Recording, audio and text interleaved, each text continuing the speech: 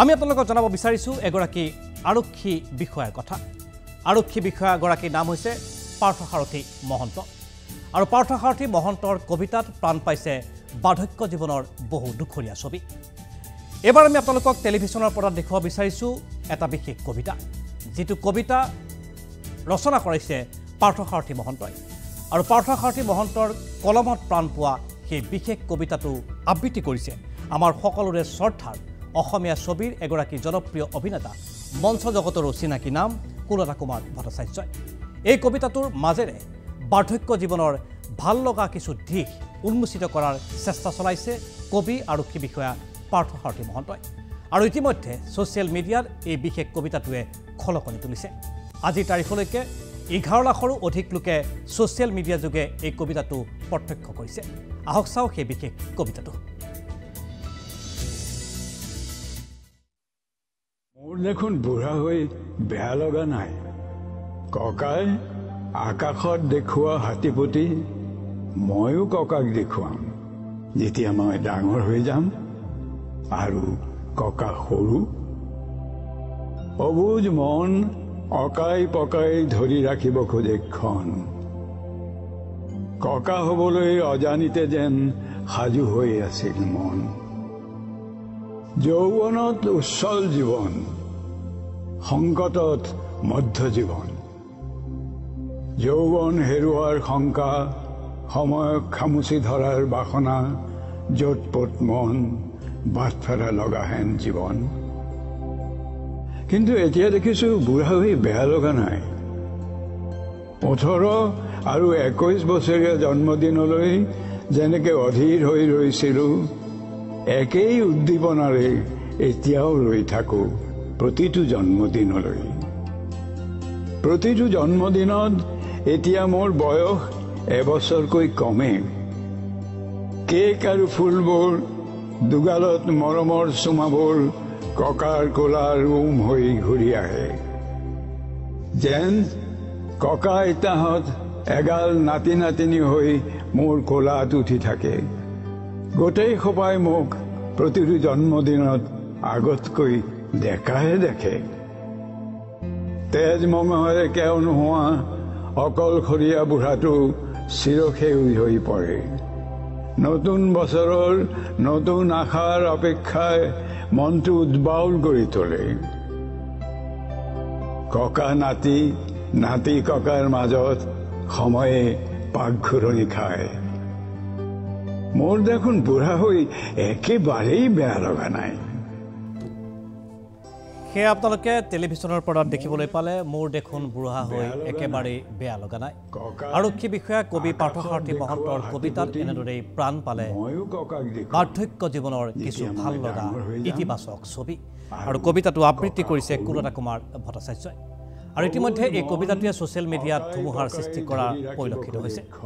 আহক চাওঁ এই সন্দৰ্ভত কি ক'ব খুজিছে জনপ্ৰিয় অভিনেতা আমাৰ সকলোৰে শ্ৰদ্ধাৰ কুলতা কুমাৰ ভট্টাচাৰ্যই। পাৰ্থসাৰথীয়ে মোলৈ ফোন কৰিলে, খুৰা এই বুঢ়া বুঢ়া লগা নাই, এই কবিতাটো 10 লাখ মানুহে শ্ৰোতা দৰ্শকে শুনিছে,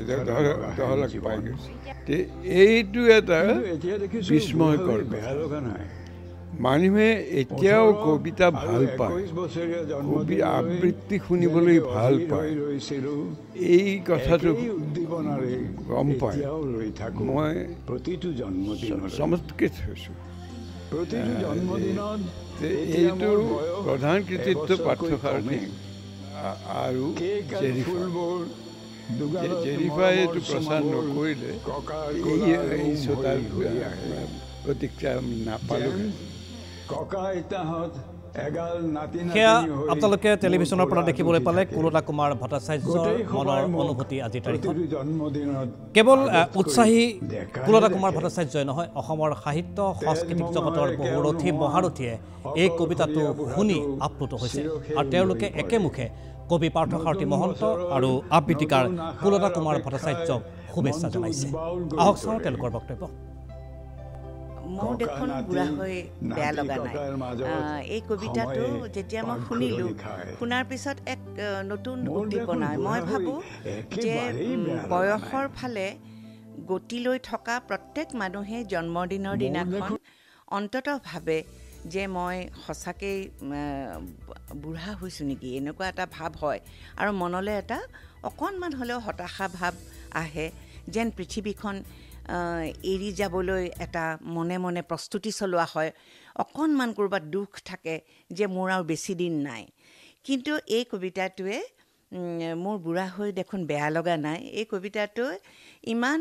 সুন্দৰভাৱে আৰু অতি সহজ সৰল অথচ খুব অনুভূতিময় সেইখিনি শব্দৰে সৈতে এই কবিতাটো এনেধৰণে প্ৰকাশ কৰিছে যে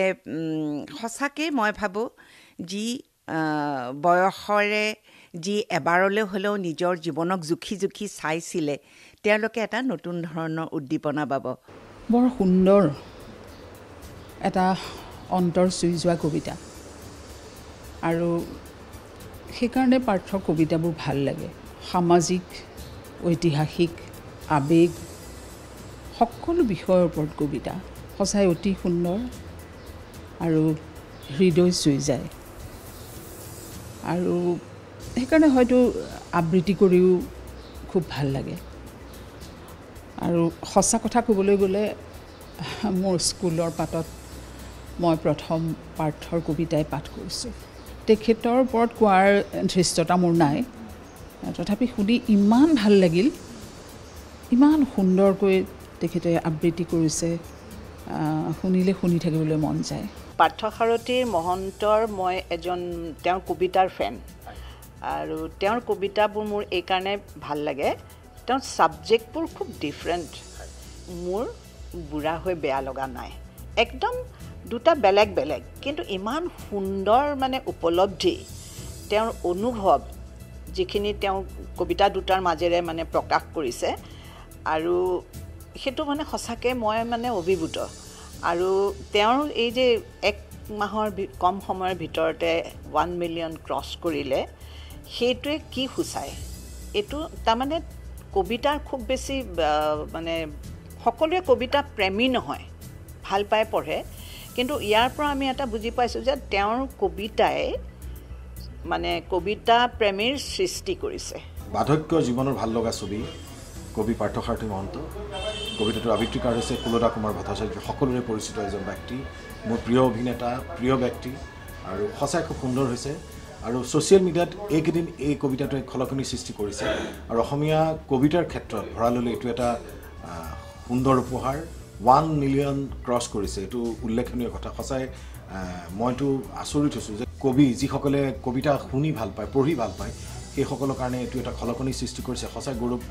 কৰি আনিছে এই কবিতাটোৱে নতুন এটা সৃষ্টি আমাৰ পাৰ্থসাৰথী মহন্ত ডাঙৰীয়াক ধন্যবাদ জনাইছোঁ এনেকুৱা ধৰণৰ কবিতা আপুনি উপহাৰ দি থাকক মই বিশেষকৈ কবিতা ভাল পাওঁ কিন্তু তেখেতৰ 2-3টা কবিতা মই আবৃত্তি কৰিছোঁ মোৰ খুব এটা আশা আছে তেখেতৰ শৰাইঘাট বুলি যিটো কবিতা সেই কবিতাটো এবাৰ দৰ্শকক শুনাবৰ কাৰণে চেষ্টা কৰিম মই নিজেই আবৃত্তি কৰিছোঁ কবিতাটো সেইটো পিছৰ কথা কিন্তু পুনৰ ধন্যবাদ জনাইছোঁ পাৰ্থসাৰথী মহন্তক বাৰ্ধক্য জীৱনৰ ভাল লগা ছবি কবিতাটোৰ কাৰণে 1 মিলিয়ন ক্ৰছ কৰিছে সঁচাই গৌৰৱৰ কথা অসমীয়া কবিতাক ভঁৰাললৈ এইটো এটা উল্লেখনীয় পদক্ষেপ বা উল্লেখনীয় উপহাৰ বুলি ক'ব লাগিব আৰু পুনৰ ধন্যবাদ জনাইছোঁ কুলদা কুমাৰ ভট্টাচাৰ্য ছাৰ অভিনন্দন পাৰ্থসাৰথী মহন্ত কুলদা কুমাৰ ভট্টাচাৰ্য আজি আপোনালোকৰ এই ইমান ধুনীয়া কবিতাটোৱে 1 মিলিয়ন ভিউজ পাইছে 1 মিলিয়ন ভিউজ প্লাছ ভিউজ পাইছে মোৰ দেখোন বুঢ়া হৈ বেয়া লগা নাই কবিতাটোৰ নামটো শুনিলে খুব ভাল লাগে আৰু এই কবিতাটোত এটা অলপ বেলেগ ধৰণৰ সেন্টিমেন্ট বা ইমোশন এটা আবেগ লৈ কৰা হৈছে যে এজন ব্যক্তি যেতিয়া বয়স হয় তেওঁ বৃদ্ধ হয় তেতিয়া তেওঁৰ মনত কি ফিলিংছ বিলাকে দোলা দি যায় বা তেওঁ কেনেকৈ জীৱনটো উপভোগ কৰি আছে এই মুহূৰ্তত গতিকে আমি ভাবোঁ যে বুঢ়া হৈ গ'লে মানুহৰ অমুক হয় তমুক হয় যে মানুহৰ ভাল নলগা হৈ আহে জীৱনটো কিন্তু এই কবিতাটোৰ মাধ্যমেৰে দেখুওৱা হৈছে যে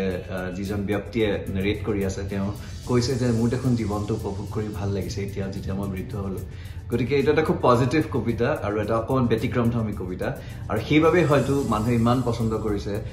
পাৰ্থদাৰ ইমান ধুনীয়াকৈ লিখিছে তাৰপিছত বেনুদাই কুলদা কুমাৰ ভট্টাচাৰ্যই ইমান সুন্দৰকৈ পাঠ কৰিছে এটি অতি সুন্দৰ মন চুই যোৱা কবিতা মোৰ দেউতাৰ প্ৰিয় কবিতা দেউতাৰ সমবয়সীয়াসকল বা দেউতাতকৈ যিসকল বয়োজ্যেষ্ঠ তেওঁলোকৰ কাৰণে এটি সুন্দৰ কবিতা উপহাৰ দিলে কবি পাৰ্থসাৰথী মহন্তই আৰু যেনেধৰণে আমাৰ শ্ৰদ্ধাৰ বেনুদাই এই কবিতাটি পাঠ কৰিছে সঁচাকৈয়ে সকলোৰে মন চুই গৈছে আশা কৰিছোঁ ভৱিষ্যতে এনে সুন্দৰ কবিতা আমাক উপহাৰ দি যাব আৰু এনেধৰণে সকলোৱে আঁকোৱালি ল'ব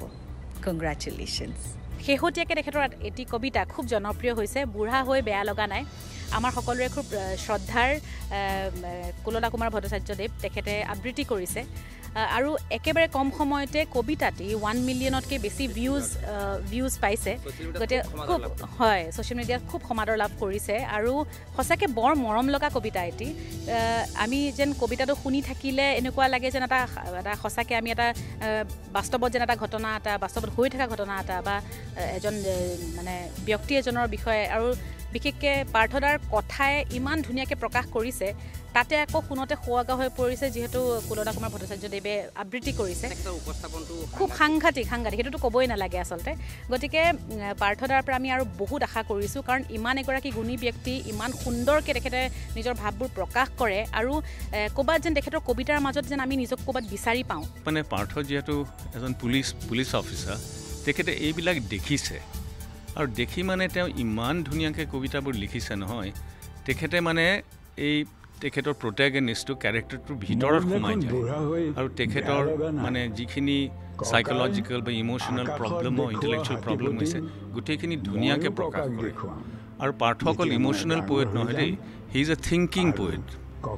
থট আৰু ইমোশ্যন তেওঁ মানে একেলগে কম্বাইন কৰি কবিতাবোৰ লিখিছে আৰু বুঢ়া মানুহৰ কবিতাত যিটো তুমি মোক শুনালা সেইটো বৰ ধুনীয়াকৈ আবৃত্তি কৰিছে আৰু একদম এজন বুঢ়া মানুহৰ ডেকা ফিলিংটো ধুনীয়াকৈ উলিয়াই দিছে তেখেতে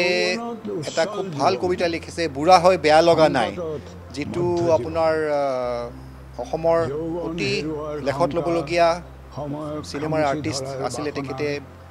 যাৰ মাতটো চবেই অসমৰ মানুহে চিনি পায় তেখেতে কুলদা ভট্টাচাৰ্যই তেখেতে আবৃত্তি কৰিছে সেইটো প্ৰাগ চেনেলত মই শুনা পাইছোঁ ভাল পাইছোঁ সেইটো খুব ভাল প্ৰডাকশ্যন হৈছে আৰু তেখেতৰ যিটো আবৃত্তি কৰিছে সেই কবিতাটো সেইটো মানে খুবেই ভাল হৈছে খুব ভাল পাইছোঁ মই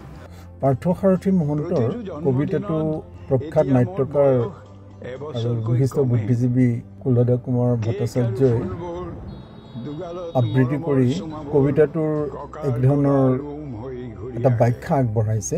আৰু এটা সময়ত অসমীয়া কবিতাৰ পাঠক একেবাৰে নোহোৱাৰ দৰে হৈছে কিন্তু এতিয়া যদি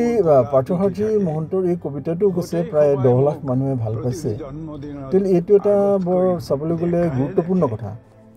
সেয়া আপোনালোকে টেলিভিশ্যনৰ পৰা দেখিবলৈ পালে পাৰ্থসাৰথী মহন্তৰ কবিতা আৰু কুলদা কুমাৰ ভট্টাচাৰ্যৰ আবৃত্তিৰে প্ৰাণ পোৱা মোৰ দেখোন বুঢ়া হৈ বেয়া লগা নাই সেই কবিতাটোৰ সম্পৰ্কত বিভিন্ন ক্ষেত্ৰৰ ব্যক্তি সাহিত্য জগতৰ সাংস্কৃতিক জগতৰ ৰথী মহাৰথীসকলে তেওঁলোকৰ মনৰ অনুভূতি প্ৰকাশ কৰিলে আৰু শেহতীয়াকৈ ছ'চিয়েল মিডিয়াত এই কবিতাটোৱে ধুমুহাৰ সৃষ্টি কৰাৰ বাবে পাৰ্থসাৰথী মহন্ত আৰু কুলদা কুমাৰ ভট্টাচাৰ্যক তেওঁলোকে শুভেচ্ছা জ্ঞাপন কৰিলে আমি আশা কৰিম আহি থকা দিনবিলাকত আৰু বহু এনেধৰণৰ নতুন আংগিকৰ নতুন চিন্তাৰ কবিতা